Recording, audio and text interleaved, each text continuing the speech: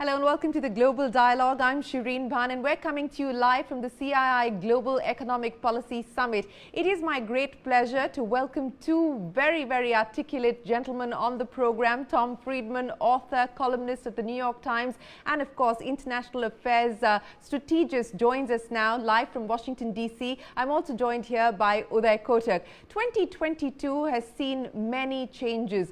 When the world was just recovering from the COVID-19 pandemic, there was a fragile recovery underway, and then we saw the Russia-Ukraine war break out, leading the world into a food and energy crisis. The climate crisis continues to be an issue that we are currently grappling with. There are, of course, other factors to contend with. A much more insular China, veering between a zero-COVID policy to now trying to reopen its borders and its economy. In the midst of all of this, India has been relatively resilient. The Indian economy continues to grow at about 7%, and the expectation is that while inflation is high, it is under much better control than what we are seeing in the rest of the world. So what does the future look like? What will 2023 hold? Joining me now are these two gentlemen. Tom Friedman, always a pleasure. It's good to have you on the air talking to us about what 2022 will end like and what 2023 holds. But you know, I want to quote something for the benefit of our viewers, and this is what you said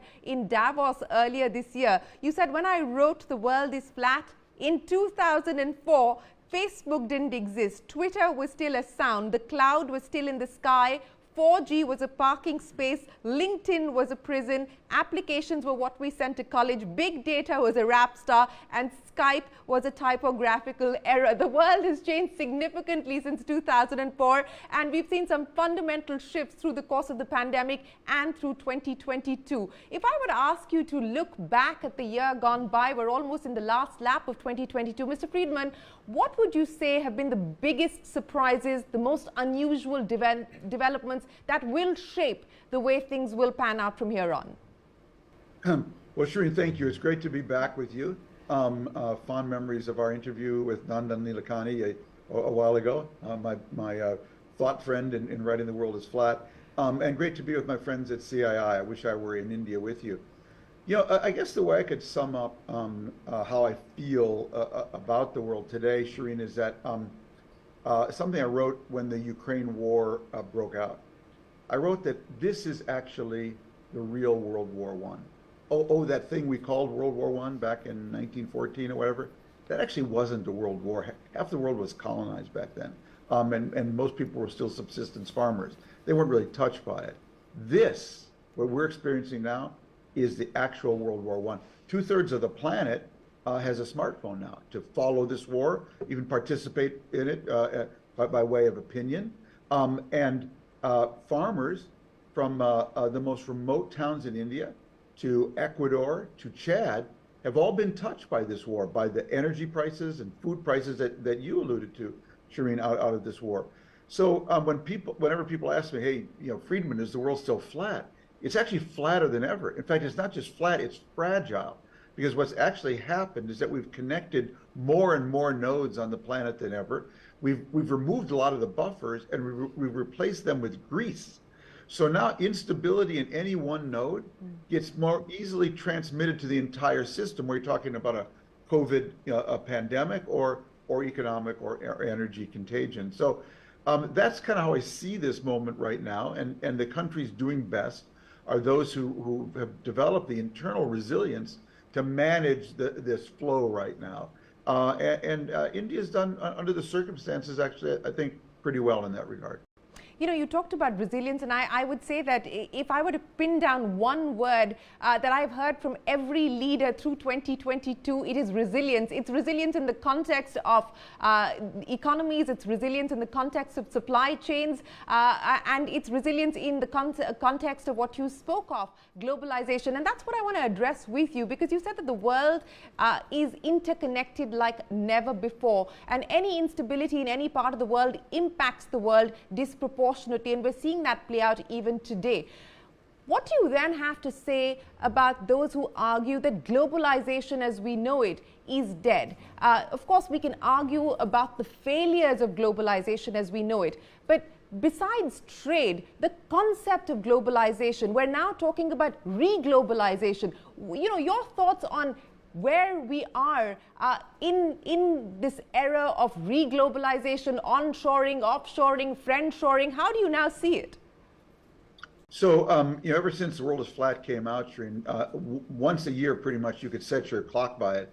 Somebody wrote a book or an article telling me that the world wasn't flat and globalization was over. If I had a nickel, in fact, for every one, I'd be a wealthy man today.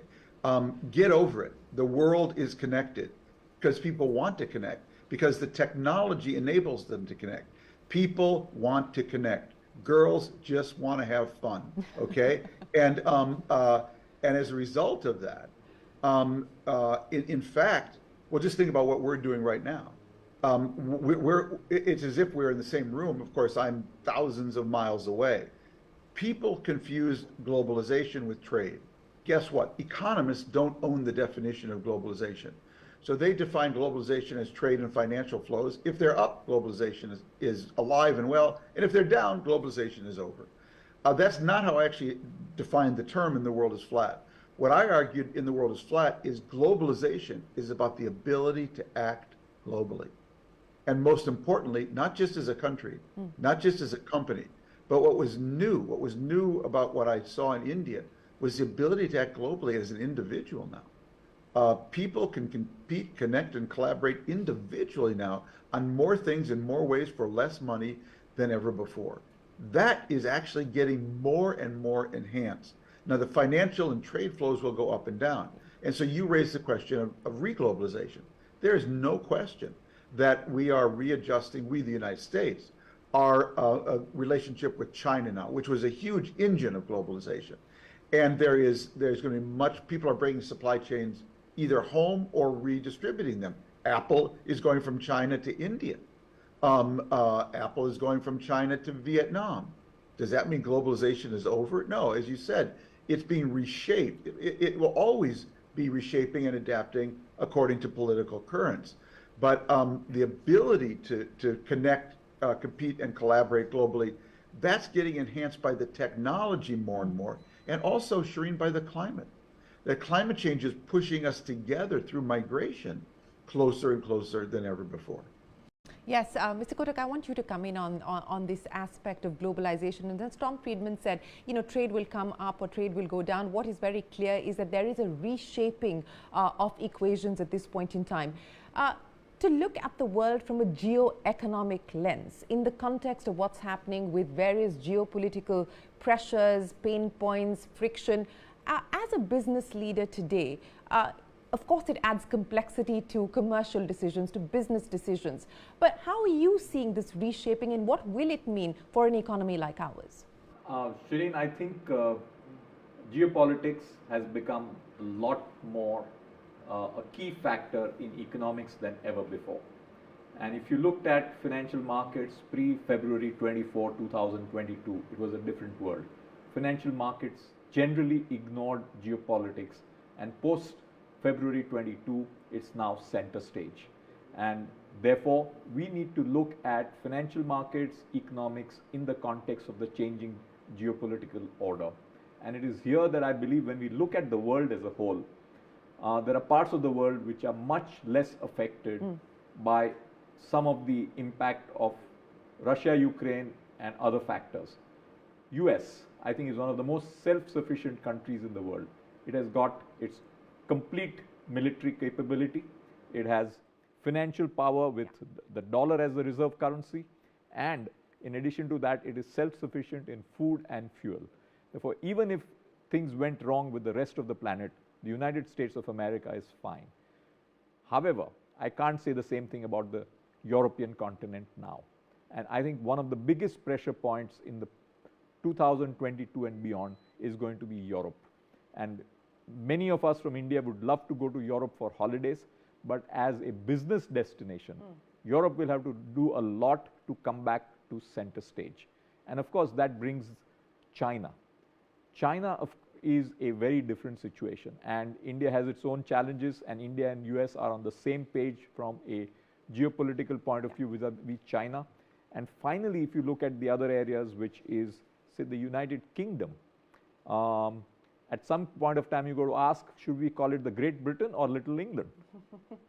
It's changed, and therefore the whole dynamics of the world as we have known for a long time have changed. And I genuinely believe India has a much greater ability to play a bigger role, and the United States continues to be the dominant force in the world. Many important aspects that you've brought to the table, Mr. Kotak. Let me get Tom Friedman to respond to some of those issues. Let's pick up on Russia. And in one of your recent columns, Mr. Friedman, you talked about a pariah Russia as being a significant geopolitical threat. You also talk about the fact that you believe that Putin is assembling an energy bomb, which you believe he's going to unleash during Christmas. Now, what exactly is the view as far as the Russia-Ukraine war is concerned? The options now before the world, before Putin, before Ukraine, 10 months on, there doesn't seem to be any end in sight.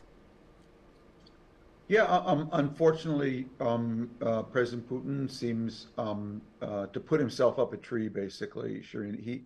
He can't win, he can't lose, and he can't stop. That is, it's pretty clear now Russia does not have the military power, literally the armaments, to defeat Ukraine in the sense of occupying the capital and taking over the country. He cannot win in that sense. But politically, Putin can't lose. He can't afford to lose because he has lost somewhere between 80,000 and 100,000 killed and wounded in Ukraine. He has lost thousands of tanks and other forms of military equipment. He's expended thousands of rockets and rounds of artillery, and he has very little to show for it. And he can't afford to end the war, therefore, by saying, I took us on this incredibly crazy enterprise, and I got nothing for it. So we're all, Shireen, when a war like this starts, you ask yourself as a columnist, I do, where should I be? Should I be in Kiev, Lviv, Warsaw, Berlin, Brussels, Washington, Moscow? Where should I be as a columnist to cover this properly? Well, there's always only been one place to cover this war from, and that's inside Vladimir Putin's brain, because basically it's all combusting there in his head. And he shared his war plans with very few people. I would defy you to tell me right now, today, 8-9 months into the war, what it's about. What is his goal? Is his goal to occupy Kiev? Is it just to annex part of Russia, about part of Ukraine? To this day, we don't even know what it's about. So when you don't know where you're going, any road will get you there. And it seems to me Putin's lost on this road. And my fear is that he's going to turn Russia into a giant North Korea, only with 11 time zones and 5,000 nuclear weapons. My super fear is that he turns Russia into Libya, which is that the place cracks up and you have warlords, taking over different parts of the country with nuclear weapons. So I really fear for this country. Russia is the largest landmass country in the world, and we really don't know what's going to happen there.